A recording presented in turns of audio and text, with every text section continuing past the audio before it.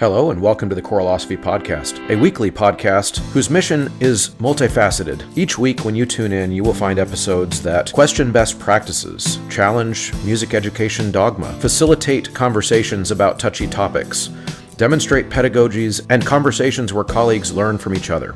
This is episode 237, The Must-Haves in Your Conducting Toolbox with Richard Sparks. I grew up as a conductor in a world where conductors were measured by their ears. What are we aware of in the rehearsal? We talked about it in kind of an obsessive way. Have you heard how good of ears does this conductor have? I don't know, maybe that was just where I went to school, but maybe that's also for a good reason. In addition to perception, what are the other tools that great conductors have to have? Conductors today are judged by many criteria in many different contexts, but in the rehearsal room, there are some non-negotiable skills we need to develop. Richard Sparks joins me on this GIA Walton Series episode for a deep dive into what truly makes a conductor effective. It's not just about baton technique, it's about how you listen, how you interpret, and how you communicate with your ensemble. Richard shares lessons from his own conducting journey as well as insights working with some of the most respected musicians in the field. We also discuss why developing strong oral skills is critical for making musical adjustments, how conductors can balance verbal instruction with physical expressiveness, the importance of studying the score, and why self-assessment, after the fact, matters so much. Whether you're leading a professional choir or just beginning as a conductor or teaching elementary school kids, it doesn't matter. You are going to find something of value in this episode, so stick around all the way to the end and weigh in on your opinions and your thoughts and reactions and questions over on the Choralosophy's Facebook page or by subscribing for free over on Substack. You can leave comments there as well. Attention event organizers. Ludus is here to take your events to the next level.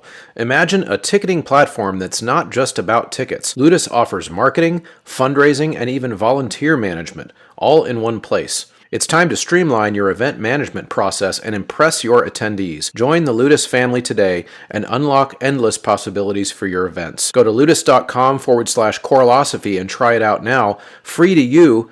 And if you use that link, you'll get the marketing feature free to your customers as well. We all love to travel with our students, but we definitely don't love planning a trip. I know I've been there as the point person for details, and it is a nightmare. Forms, payments, fundraising, it's a never-ending task that takes away from doing what we love. That's where Kaleidoscope Adventures comes in. They've been planning performance trips for more than 30 years and handle all the details from start to finish. And one of the best parts about Kaleidoscope, they have crowdfunding options for every traveler. Contact Kaleidoscope Adventures at mykatrip.com to find out how they can take your travel beyond expectations. I would like to encourage you to become a paid subscriber to this show. That's not required, but if you want me to keep doing it forever, I'm going to have those people subscribed. You can start at $3 a month, all the way up to $20 a month. And on Patreon, there's a list of different levels with different perks, so to speak, or on Substack, you can simply upgrade your free subscription there to a paid subscription. So you can go to patreon.com/Choralosophy to sign up there, or you can just upgrade your free Substack subscription to a paid Substack subscription. Either way, the money goes to the same place for the same purpose. The producers and inner circle at Patreon are Venture Studios, Brian Long, Angie Schilling, Danelle Eckert, David Kowalczyk, Kyle Peterson, Max Jackson, Michael Herron, and Steve and Kathy Kakacek. Awesome. How are you doing? You. I'm doing well, thank you. How about you? I'm doing great. Good. Now, good to meet you. Good. It's good. Good to see you again. It's been. You wouldn't remember. I was probably 19 or 20 years old when I met you. Oh my gosh! When was that? It was when you were on campus for a few weeks, teaching as a guest professor at UMKC at the conservatory. Oh my gosh! Yeah, that was a long time ago. Yep, I was one of the singers in the choir at the time. Yeah. All right, everybody. I am here with Richard Sparks. Richard is a conductor, an excellent musician. I've had a chance to hear his choirs over many years, and has written some great resources and some books for us as teachers, conductors, musicians to go through. So we're going to be talking tonight mostly about what makes a great conductor. What are the tools that a conductor must have in their toolbox, so to speak? So, Richard, welcome. Thank you. Good to be here. Tell us a little bit about you, what your kind of your background and where you come from, and what your life's like these days. Well, goodness, there's a lot, I suppose, because I'm getting old, so I've done a lot of things. I grew up in the Seattle area, and so I went to the University of Washington, studied with Rod Eichenberger there, who is still going strong at 94. That's I mean, he's incredible. active, still doing his workshop. He has working with some other people now, E.D. Copley and some others, but he's still planning to be at his workshop next year in Cannon Beach or in Seaside, Oregon, which is great. But Rod was a big influence and great person. We did a lot of great things there. But I was in Seattle, got interested in doing a lot of things, and I started a group called Seattle Pro Musica when I was about 23, I guess, and was very interested in Baroque music at the time. Started doing sort of a chamber choir, doing a variety of different kinds of music, both old, modern. But the second year of that, started a group called the Bach Ensemble, which was doing Bach cantatas once a month. And so put together a group, modern instruments at that time. But the last couple of years, I did that from 73 to 80. And then last couple of years, started putting together a group using period instruments for the last 2 years. And also the last 3 years or so of that, because a lot of the players I worked with wanted to do some orchestral works, we did kind of a chamber orchestra. So it was ultimately kind of a three-headed monster doing things. And of course, I had a church job and did a variety of things, and ultimately finished my bachelor's degree. It took me a little longer than usual. And then I took off for 3 years and taught at Mount Holyoke College in their assistant conductor position over in Massachusetts, so the other end of the country. And then I came back after that and took the position at Pacific Lutheran University.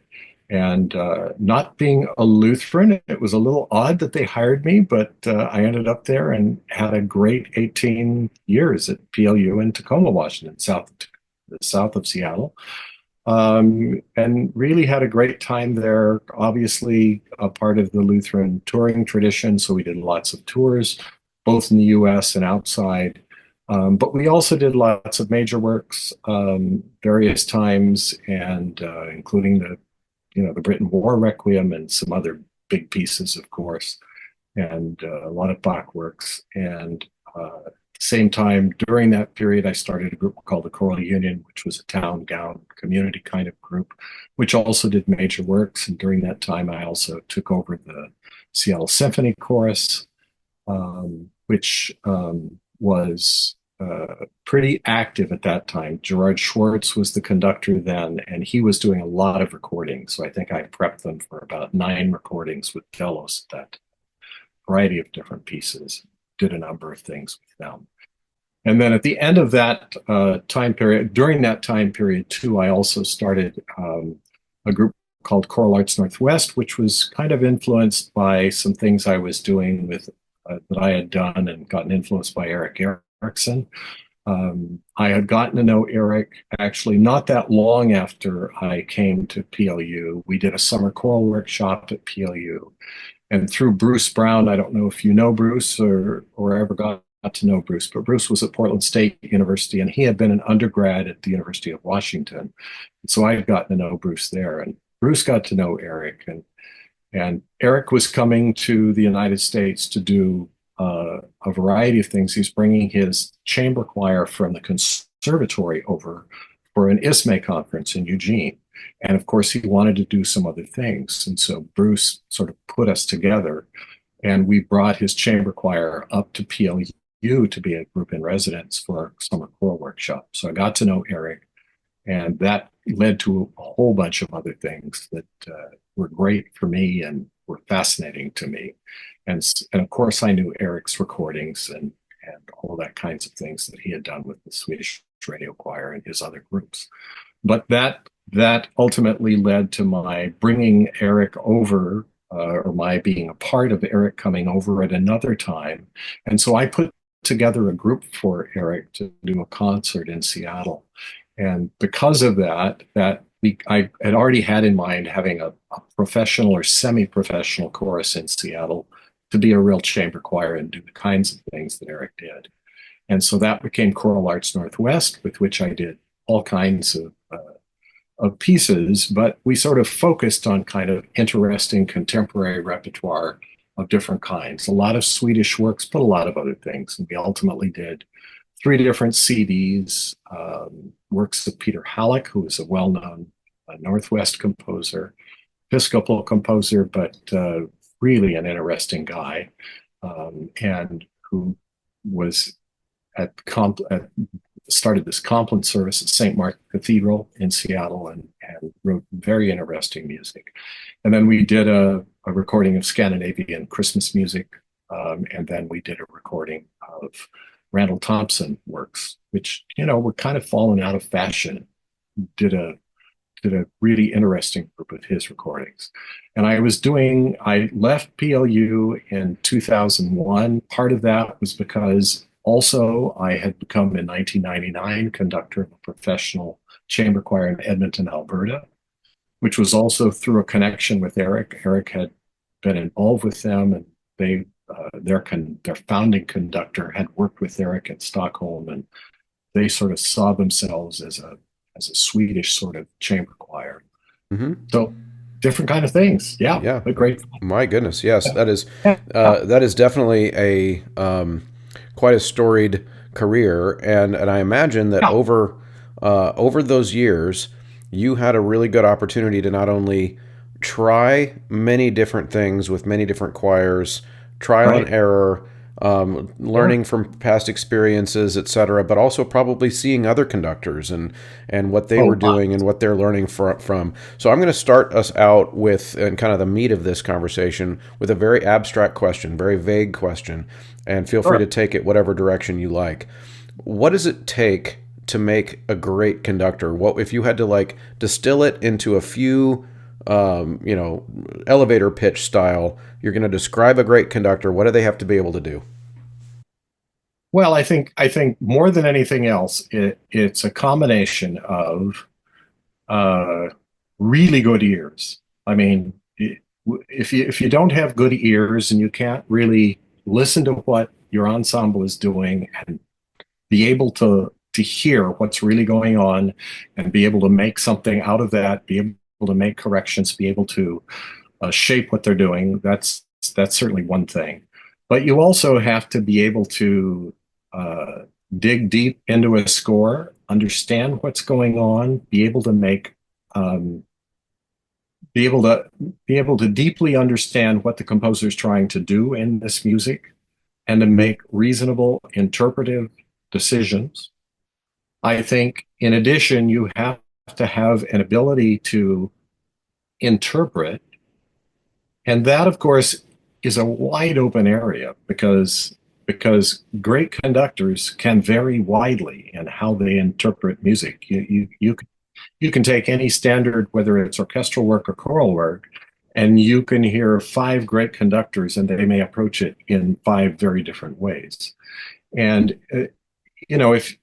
if you've ever had the opportunity to sing with somebody like Helmut Rilling or watch Helmut Rilling work, Rilling will never approach the work the same time on 2 or 3 successive nights. I mean, he will do something different every night. There's always something fresh about what he does.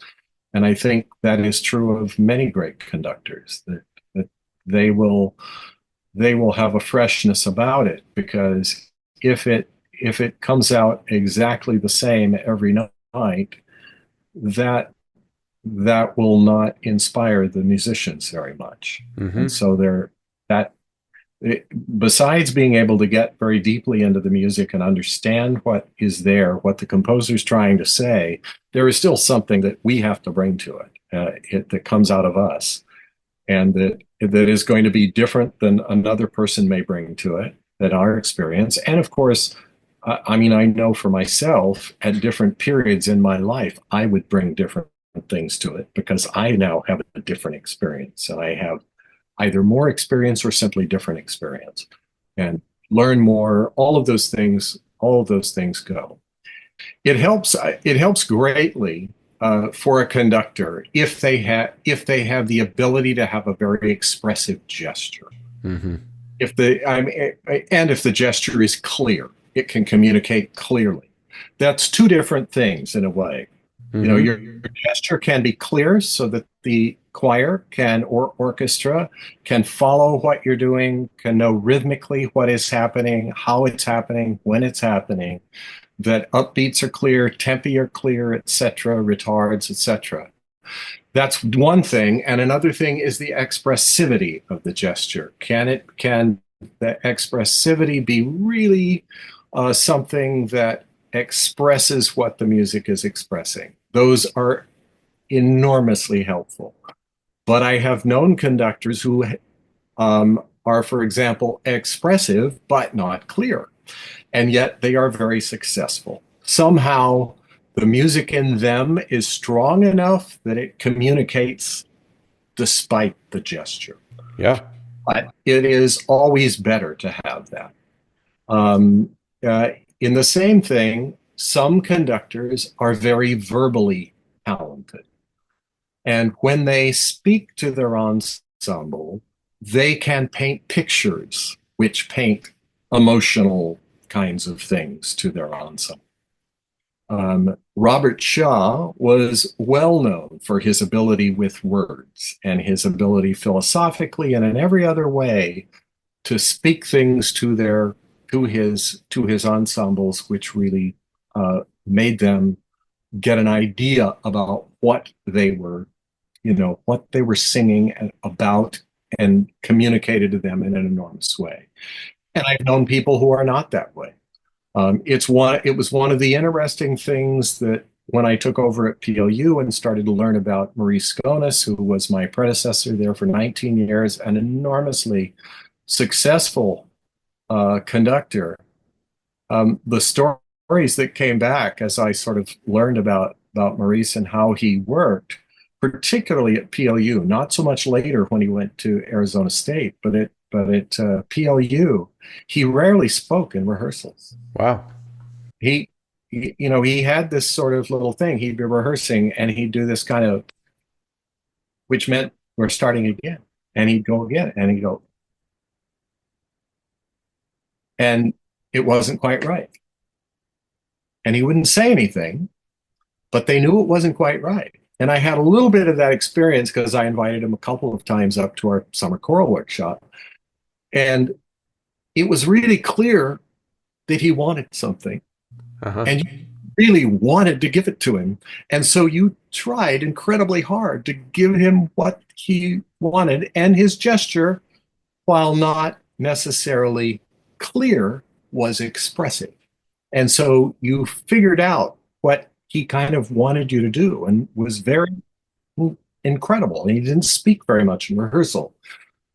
He did that more when he got to Arizona State because he was now working with a bunch of grad students. Mm-hmm. And they weren't going to allow him to not tell them something about what was going on, even if it wasn't after rehearsal. And so, as I understand, he started to speak more. And I talked to him about that a little bit once. And he said, yeah, I couldn't get away with it. I couldn't do that with grad students. They needed me to talk to them about what he was doing and why. Right. Wow. But it was a very interesting thing. And I never quite had the courage to do this, but I always thought it would be very interesting to just pretend I had laryngitis one day and try to go through an entire rehearsal without speaking and at the end say, good rehearsal, bye. I've had to do it. Because I genuinely had laryngitis and I couldn't speak and I had to figure out like a system of writing things on the board and whatever. Yeah. Yep. Now I do want to go back to one of the things you said and drill down on it a little bit more because when I asked originally what does a conductor have to have, your first response was ears. Yep. And I remember, when I was coming up as a young choral director, 25 years ago or so, I remember that would usually be the first, like the thing that we obsessed about was whether or not our ears were good enough. And it was like drilled into us. And a lot of my insecurities as a younger director were related to whether or not I had this innate God-given gift enough to have the good enough ears. Was I really going to be able to cut it? I don't hear that talked about as much anymore with young conductors as the thing that they have to have. But I do think I agree. I would put it as like the number one thing. that you've Right. got to have. Now, what I wonder what you think about is do you see it as this innate thing, or is it a thing you train in a conductor? Haven't already, I really think it's time for you to ditch the bulky sight reading books, the paper, all of the things that are already in the kids' folders in your classroom because it's not customizable to what they need in the moment. Sight Reading Factory allows this and so much more, including auto assessment for at home assignments, no more grading them individually. They can be graded in the moment. So use the Choralosophy checkout code, Choralosophy. When you check out, it'll give you a 10% discount every time you get a membership for yourself and for all of your students, which is really, really important so they can do this at home. There is certainly an innate part of it, but I think it's something you train. I mean, I don't think I had that to begin with. In the first place, just to give you a bit about my background, because I didn't grow up learning to read music. Oh, Um, wow. my mom was sang in the church choir all the time I was growing up. We didn't have a piano around home. If I inherited a good voice, it was from my dad, but he never grew up singing. He grew up isolated on an orange ranch in Yorba Linda, California. Um, he had a very good voice, but his only singing he ever did was in the shower.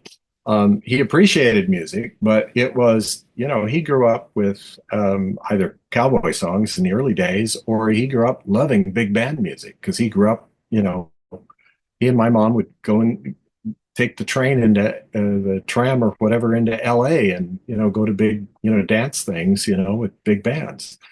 And mom grew up around music a lot. Her older sister played the violin, but she tried to learn piano a little bit, but just never did it very much, never really learned to read. She always sang.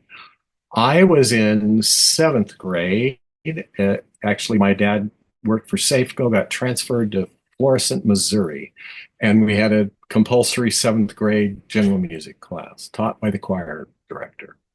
And so I was in that class. I was one of three boys whose voices changed that year. And, we did the usual things you do in a general music class, a lot of listening, a lot of other things. And he told me at the end of that year, you should audition to be in the a cappella choir next year. And I said, oh, okay. And we then moved back to Seattle because Safeco had tried this. My dad was in data processing, and they had decided before that they were going to decentralize from Seattle. They then decided that was a bad idea. So they ended the experiment and he moved back to Seattle. And so did I. And of course, so I decided to sign up for the choir, my second year of junior high. I did that and I sang in the choir. And it was fine, but I didn't know how to read music. But I had a really good ear and I picked up everything by ear really quickly. Same in ninth grade. Then I went sophomore year to Shorecrest High School, north of Seattle, district north of Seattle. And kind of the same thing. They had started this, Leonard Moore was his name. It started this little chamber choir group, which mostly didn't do super serious music and did a lot of kind of light pop kind of things and various things. And Neil Lawrence, who was really a wonderful teacher, was student teaching that year. And he that year, then my junior year, he stuck around and taught actually special ed, but accompanied the chansons. And I ended up taking voice lessons from him. And he asked me at some point, what are you going to major in college? And I said, oh, maybe English or history, I think. And he said, well, you should think about music. And I went, huh. And okay. And then my senior year, he took over the choir because Leonard was on a sabbatical. And so I was thinking about this. So I had started when we came back, I started singing in what was really a very good youth choir at my church, Hollow Lake Methodist Church.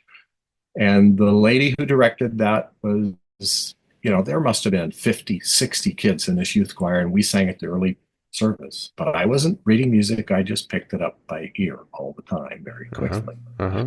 And she was a piano teacher. And so before I went to the University of Washington, I took some piano lessons from her, and I got a rudimentary, like really a rudiments book to start learning key signatures and start learning scales and things like that. But that was the beginning of my sort of learning. So when I went to the University of Washington, my first theory class, I mean, I think I got a C because I was way behind everybody else, because I was still trying to figure out, all this really basic stuff that everybody else already knew. I caught up really quickly, but I was behind everybody else, but I caught up quickly. And and I really do believe, basically, even though solfege and all those kinds of things can be very helpful. And it was a little helpful to me at the time. They did a kind of a movable do solfege at UW, but it wasn't pushed real hard. But it was helpful for me to kind of learn where do was and figure that out. But mostly I just started singing and everything. And I still remember my audition with Rod Eichenberger, my choral audition, because I remember he put the little, I think it was the K192 Missa Brevis by Mozart in front of me, the Kyrie, and said, "Can you sight read that?" And I said, "No, but if you play it for me, I can sing it for you," which he did, and I did.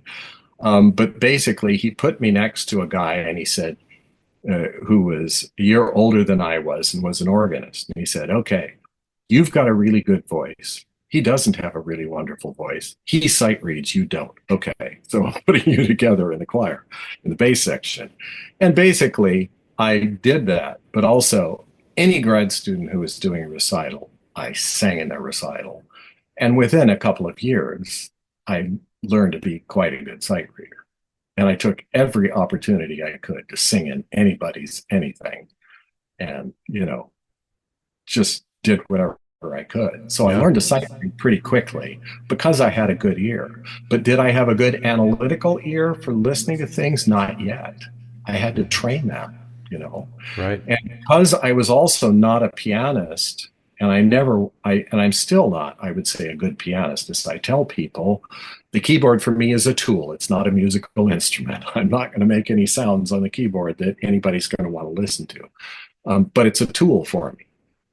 But it also meant when I started to learn scores, and for example, when I started this group, the Bach Ensemble, when I was 23, there were very few Bach cantatas which were recorded.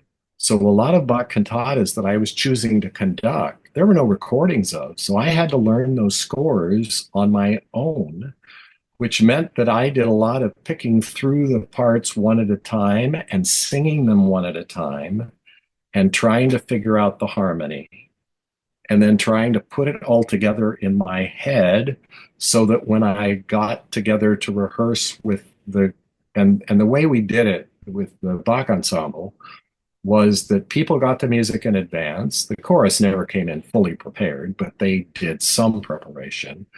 I'd rehearse with the chorus first, and then the orchestra would come in and we'd do a read through together of the chorus and chorale, whatever it was.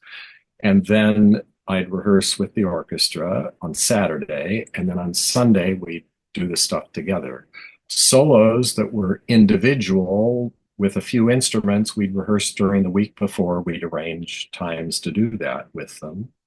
And during the orchestra rehearsal, if there were solos that were with the orchestra, then I'd rehearse them with the soloists, and I will try to coach the things with whoever was my keyboard player, my continuo player. And then we do it on Sunday. So it all happened very fast in the course of that week for each one. But that forced me to try to learn scores on my own, trying to get it together in my head without reference to a recording. And that was enormously helpful in learning how to oralize things. So that was a big help to me. I mean, it forced me to do a whole lot of things like that. So I think that was how I started to learn how to listen. But even then, it was over a lot of time. of learning how to listen and how to hear into a score. And there are still, I mean, there are people who hear into textures better than I can, or in ways that I can't, I would say. Right. Yeah. You know, I Yeah. mean, I No, still know different I people. was going to say, I was going to add something there too, because I also found it very interesting that when I asked the question about digging into the ears, you went all the way back to childhood and talked Right. about your early access to hearing melodies and singing what you heard and playing what you heard and those types of things, and then progressed into learning to read later, and then progressed into learning to put scores together. And in so many ways, that is a perfect description of language acquisition. And Mm-hmm.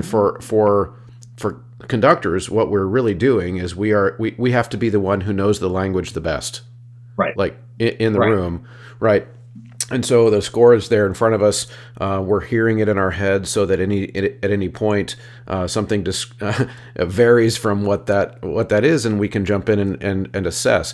And so that actually is a really good segue, because where I want to go next is this really cool book that you have that's called the Toolbox, or the Conductor's Toolbox.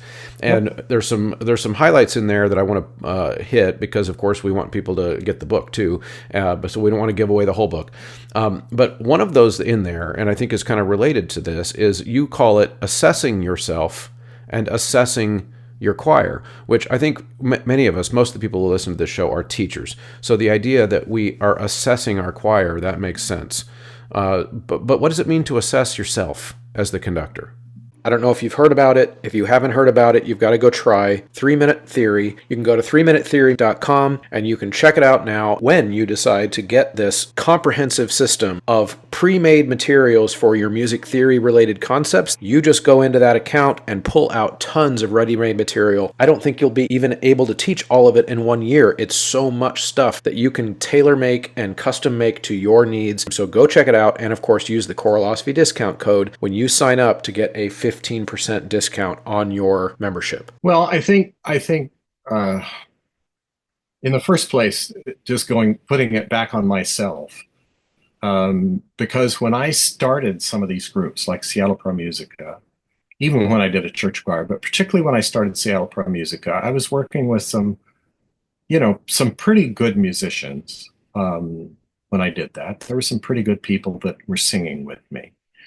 Um, I would have a rehearsal, and then at the end of the rehearsal, I would go home and I would think through how the rehearsal went.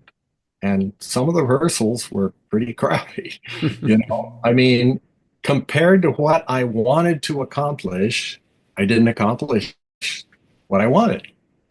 And so I'd sit there and try to figure out why not? What went wrong? Why didn't I get this? What did I do wrong?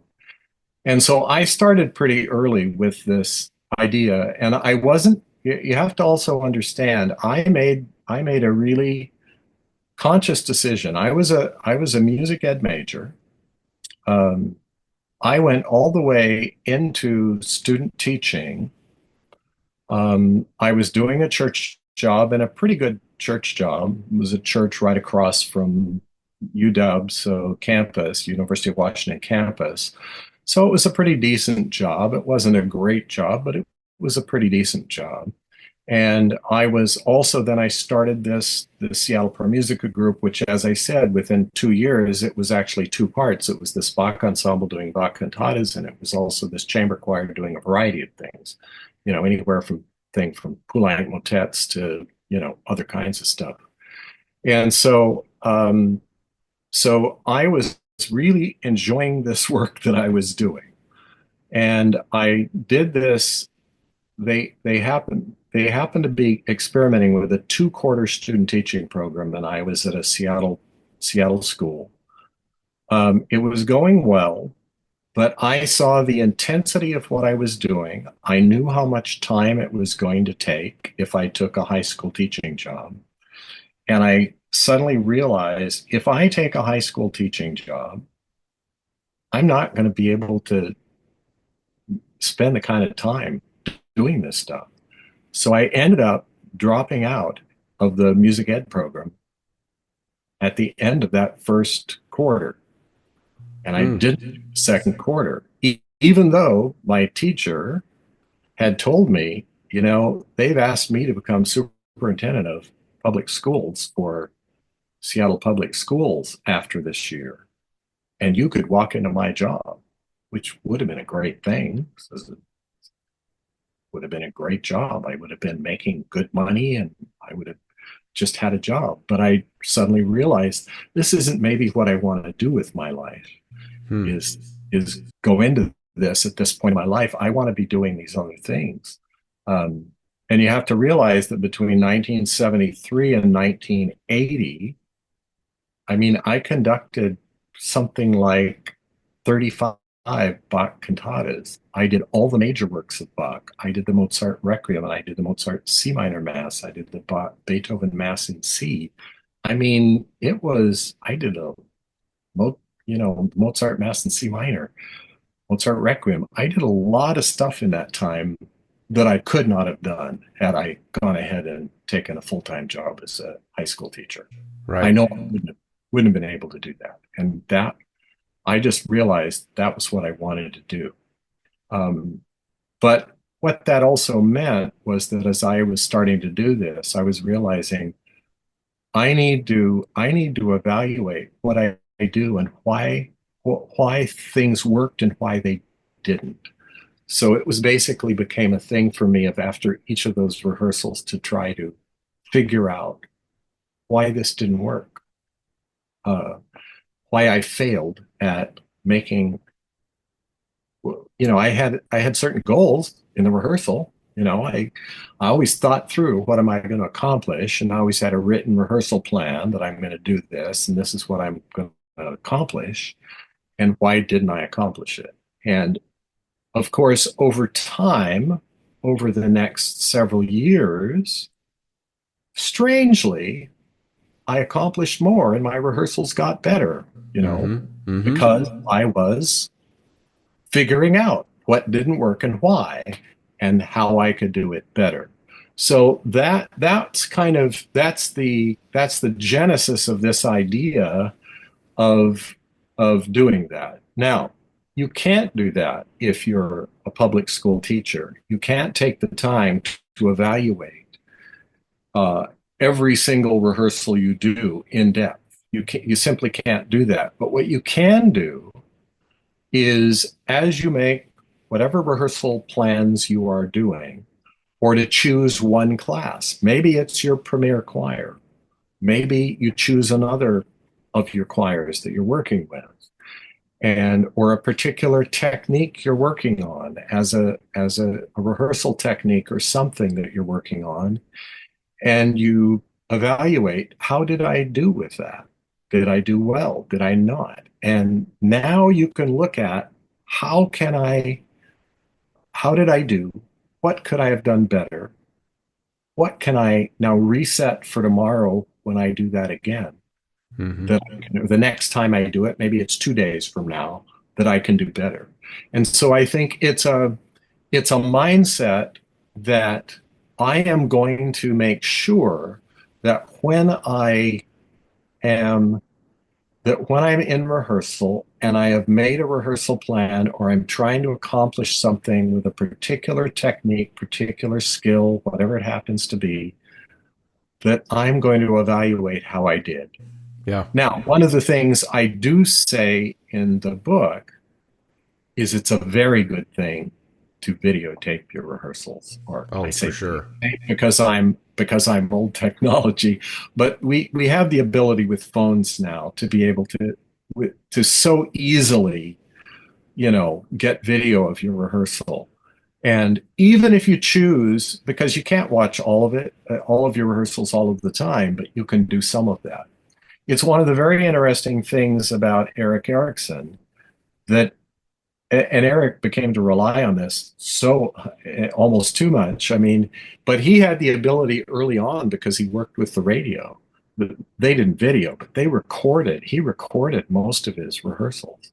And early on, when I started to work with Eric, he recorded almost all of his rehearsals. And I remember the first time I was in Sweden, he was on tour. I was on a short tour, like a 3-day tour with his Orfejdränger, his men's chorus in Uppsala, and they recorded each one of the things. And he would go out to the bus right after the thing. He'd put on his headphones, and he had his little tiny Casio keyboard, and he was listening to it. And he was sitting, and he was checking pitches. He was checking other things, kind of humming to himself.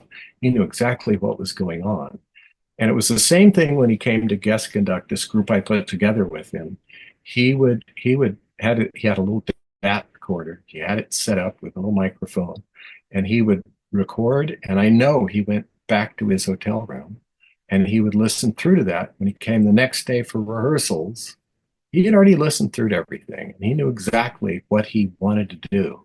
And he had this sort of rehearsal process where he'd have the piano, here, and he'd have scores sort of strewn around them, and he'd finish the first piece he was doing, and he'd kind of look at it like it was a random process. And he says, I think we'll do Bach.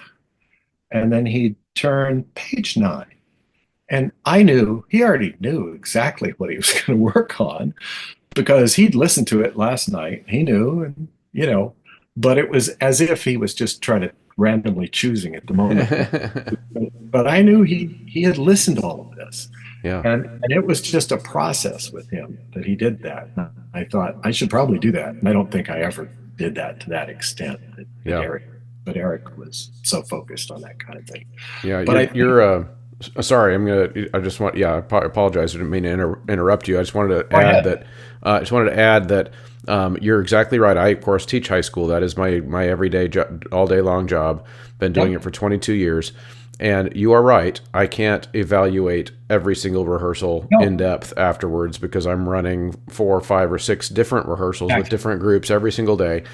And but there was a period in my career for about 10 or 12 years or so where I got an opportunity to teach 2 classes of 9th grade girls in a row. Like, so one and then the next, and then they were always working on the same repertoire because at concerts they would sing together. And what I noticed over those 10 to 12 years is the second group of girls that I would get every day would always finish the school year way better. Yeah, because I was a better teacher. Yep, I learned all the, and I at one point even had that conversation with some kids. At one point, it's like, you guys, this other group, I know that you can tell that they're ahead of you. That's not your fault. It was because I figured out better ways to teach it to them the second time, the second time through. It's a fascinating thing.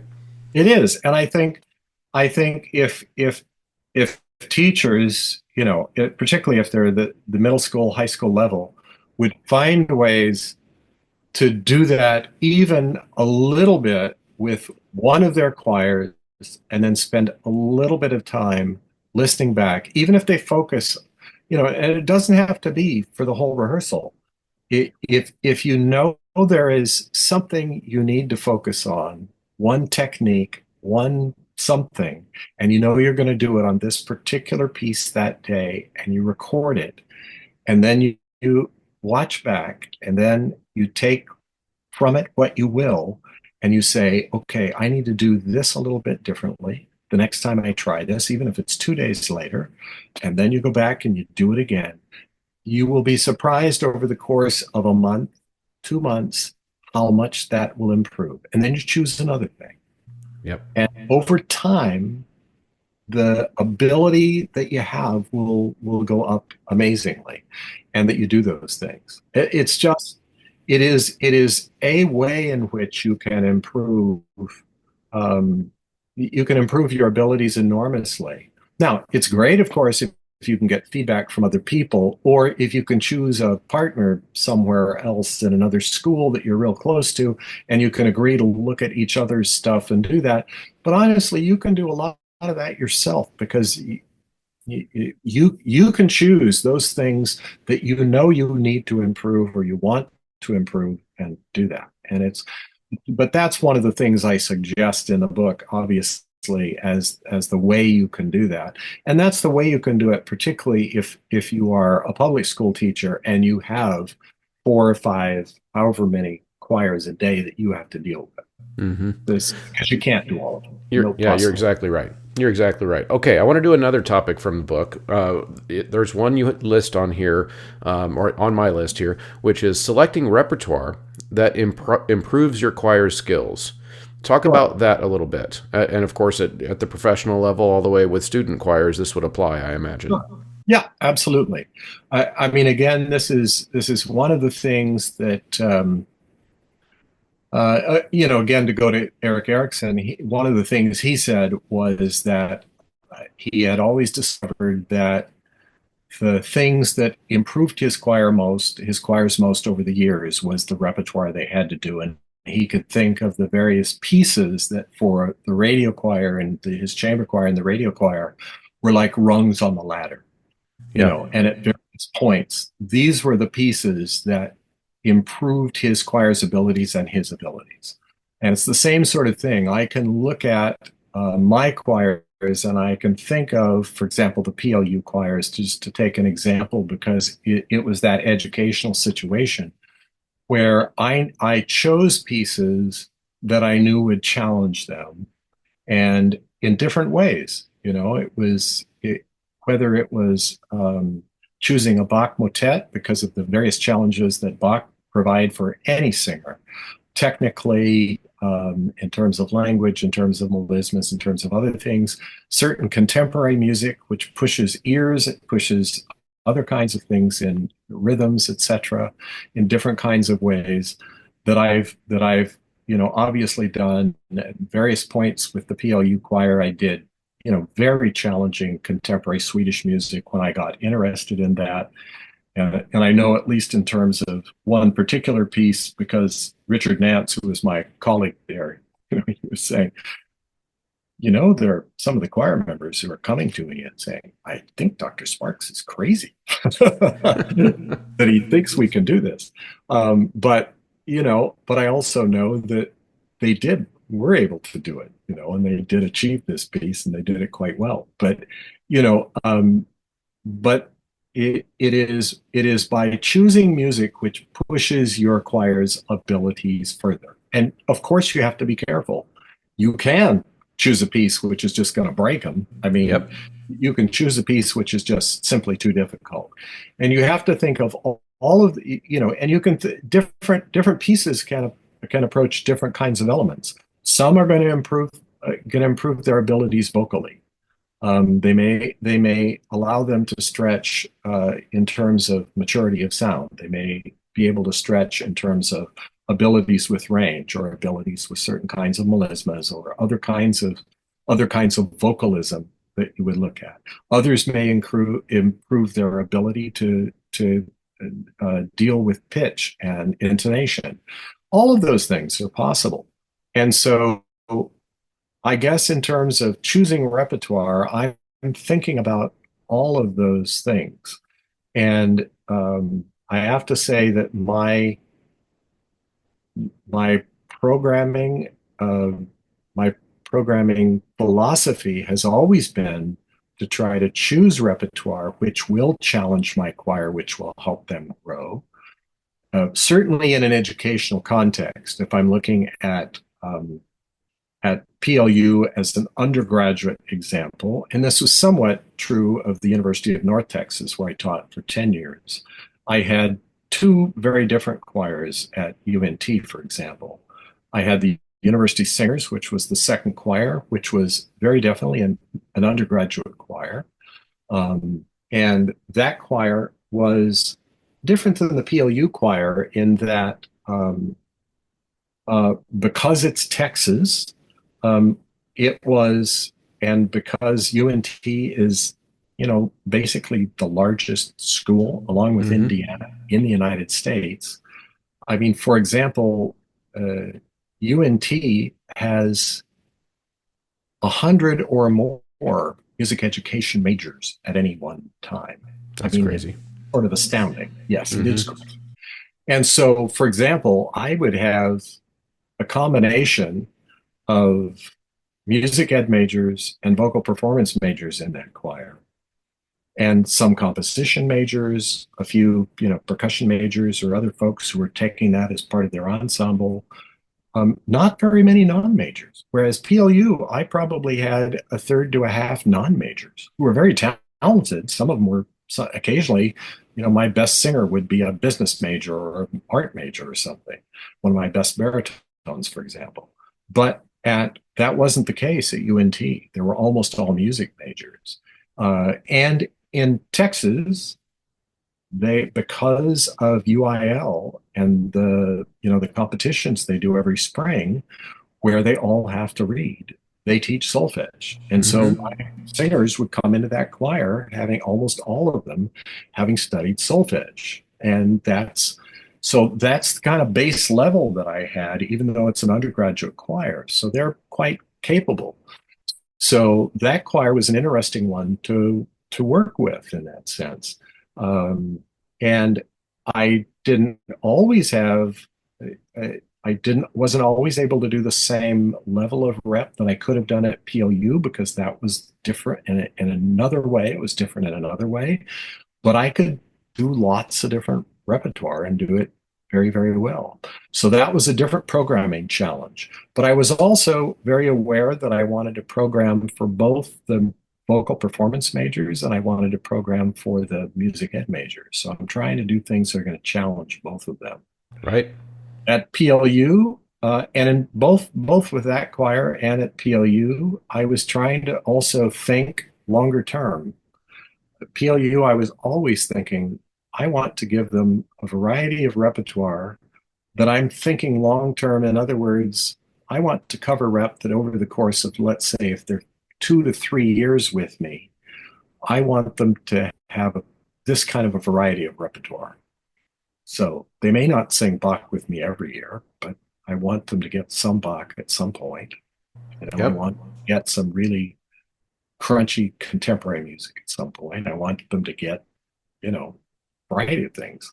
So those programming things take on those kinds of things. The other group at UNT was very different. It specialized in early music, and we worked with a period instrument Baroque orchestra. And that group evolved over the time I was there. And by the time I left, it was probably 2/3 grad students, masters and doctoral students, either choral conducting majors or vocal performance majors, masters and doctoral students, who were vocal performance majors, some of them with lead roles in the opera, who were willing to do what I wanted them to do in terms of early music. It was kind of extraordinary, and their teachers were very supportive of it, even if I was asking the soprano amazing. Sends a vibrato.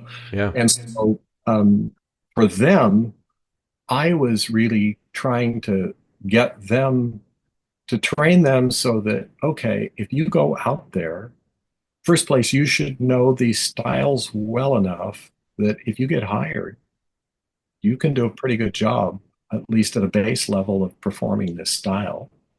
And that's important to me. And it also, you can work fast. Because if you get hired by a professional chorus, then you got to be able to work like lightning, because the pro choirs that are out there, whether it's Kunstferrari or Bach Festival, or you name the choirs that are out there today, they expect you to come in and be able to work super quick. And you can't, they're not going to teach you the notes. You better be able to get them right away. So that was my goal with that group. So, it varies with each group, what you're going to ask them to do, but you need to have goals that are pretty high for them, given whatever the chorus is. Yeah.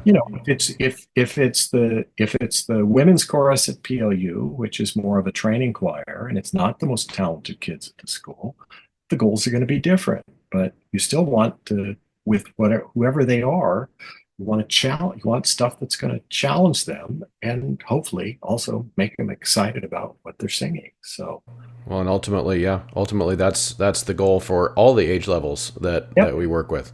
Richard, this has been really good, and I want us to wrap this up by you telling us where we can find this treasure trove of wisdom that you've teased us with.